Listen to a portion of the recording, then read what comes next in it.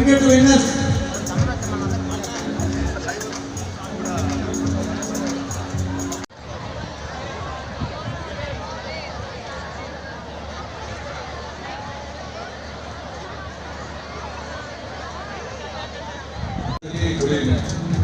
ఆల్రెడీగా చాలా టైం అయిపోయింది, సమయం లేదు, టైం లేదు కాబట్టి నేను ఎక్కువ మాట్లాడదలుచుకోలేదు.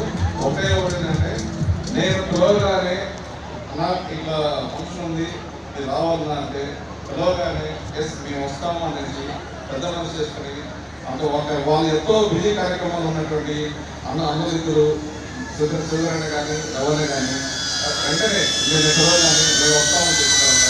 ఆ పెద్ద మనసు చేసుకుని మా పొలం అన్ని యొక్క కార్యక్రమాలని మా పక్కన పెట్టి ఇక్కడికి వచ్చి మనం ఆశీర్వదించడానికి వచ్చినందుకు మనం హృదయపూర్వక ధన్యవాదాలు తెలుపుకుంటున్నాను. అంతేకాకుండా చాలా థ్యాంక్స్ అన్న పొలవగానే అది ప్రోగ్రామ్గా వచ్చినందుకు చాలా thanks.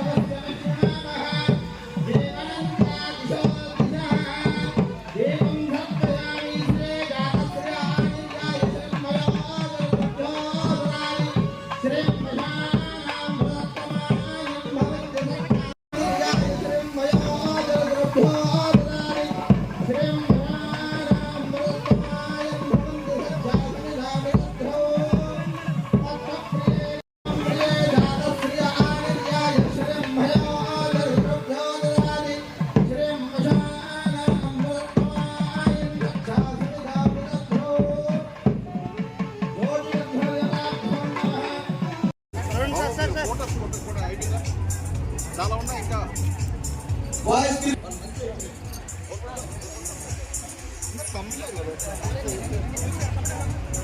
Next kabaddi runners, next goals cricket.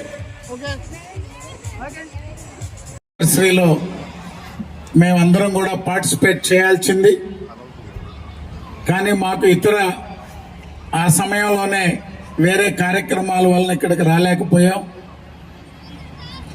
గతంలో వెంకటేశ్వర ఇంజనీరింగ్ కాలేజ్ అంటే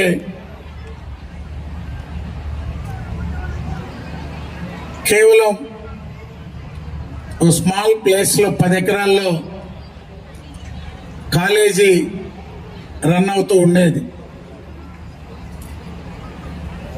గుణశేఖర్ గారు ఈ కాలేజ్ తీసుకున్నాక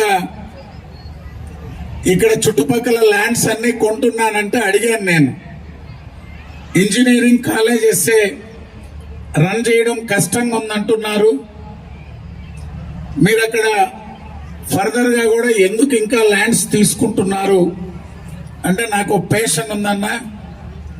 నేను 20 సంవత్సరాలు మెడికల్ కౌన్సిల్ ఆఫ్ ఇండియా మెంబర్గా ఈ దేశంలో అనేక రాష్ట్రాల్లో మెడికల్ కాలేజీలు ఏర్పాటు చేసేందుకు అక్కడ ఉన్నటువంటి ముఖ్యమంత్రులు, మంత్రులు, అనేక మంది విద్యావేత్తలతో కలిసి పనిచేశాను. నేను తిరుపతి ప్రాంతంలో విద్యా సంస్థలు ఏర్పాటు చేయాలనుకున్నాను. అనుకోకుండా మీ జిల్లాకు వచ్చాను. ఒక మంచి క్యాంపస్ని ఏర్పాటు చేయాలనే ఆలోచన ఉంది. మీరందరూ కోఆపరేట్ చేయాలని వచ్చారు. మొట్టమొదట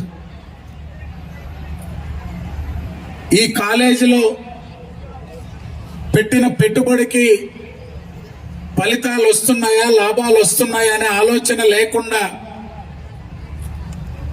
ఈరోజు ఇక్కడి నుంచి హైవే వరకు మరో 50 ఎకరాలు సేకరించి ఇంజనీరింగ్ కాలేజీని భవిష్యత్తులో యూనివర్సిటీగా తీర్చిదిద్దేందుకు కృషి చేస్తున్న గుణశేఖర్ గారికి, శ్రీలక్ష్మి గారికి, మేనేజ్మెంట్ టీమ్ కి, ఇక్కడున్న అధ్యాపకులకు అందరికి కూడా పేరు పేరున ధన్యవాదాలు. కృషి చేస్తున్నటువంటి గుణశేఖర్ గారికి మేమందరం తప్పకుండా వారికి సహాయ సహకారాలు అందిస్తాం. ఇక్కడ ఉన్నటువంటి ఇంజనీరింగ్, ఫార్మసీ విద్యార్థులందరికీ కూడా మంచి ఫ్యాకల్టీతో వారు చేస్తున్నటువంటి ప్రయత్నానికి భవిష్యత్తులో ఈ క్యాంపస్ నుంచి మంచి ఇంజనీర్లు, ఫార్మసిస్టులు